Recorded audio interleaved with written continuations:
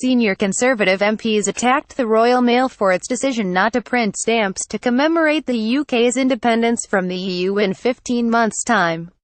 The Postal Service has produced stamps to commemorate David Bowie, racehorses like Red Rum, and a stamp was even produced in 1973 to mark the UK joining the European Economic Community, which later became the EU. One cabinet minister asked for a rethink, while senior Conservative MPs said it was absolutely outrageous. Former exiting the EU minister and Conservative MP for CLWID West, David Jones, said he will write to Business Secretary Greg Clark, who has oversight of the National Postal Service, to complain.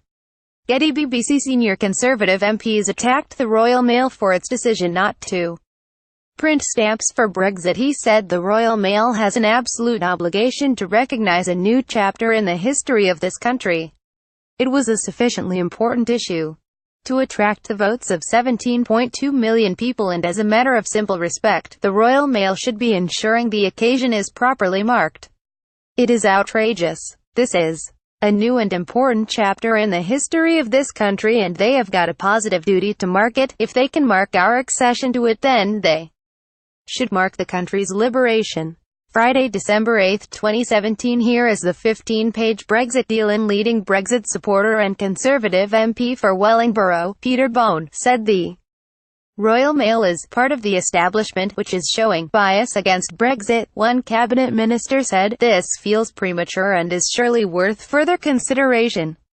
Important moments in our nation's history have been noted by the Royal Mail. Why should our departure from the EU be any exception?" Ian Liddell Granger, Tory member of the Business, Enterprise and Industrial Strategy Committee, which has oversight of the Royal Mail, said he will make sure royal managers are quizzed about the decision when they appear in front of the committee next year.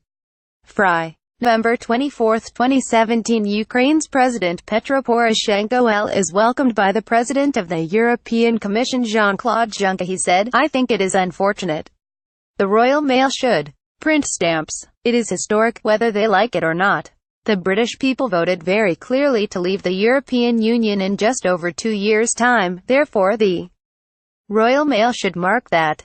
It would be very strange if Royal Mail that does do very good first-day covers does not do this. It is of historical importance to the United Kingdom." UKIP said, "The Royal Mail celebrates everything from Star Wars to the Beano but can't be bothered to record the date of our departure from the EU, but the Royal Mail's decision has been welcomed by Remain campaigners who claim it is a day of mourning, not celebration." Getty. The Postal Service has produced stamps to commemorate a variety of things. Chief Executive of pro-campaign group Best for Britain, Eloise Todd, said, "The Royal Mail is not creating stamps because Brexit Day will be a day of mourning, not a celebration for millions of people who believe that Britain should lead, not leave Europe. We are pulling away from our friends and allies in a deeply uncertain world. Brexit Day won't be confirmed until Parliament has agreed, so the Royal Mail is right not to waste its money.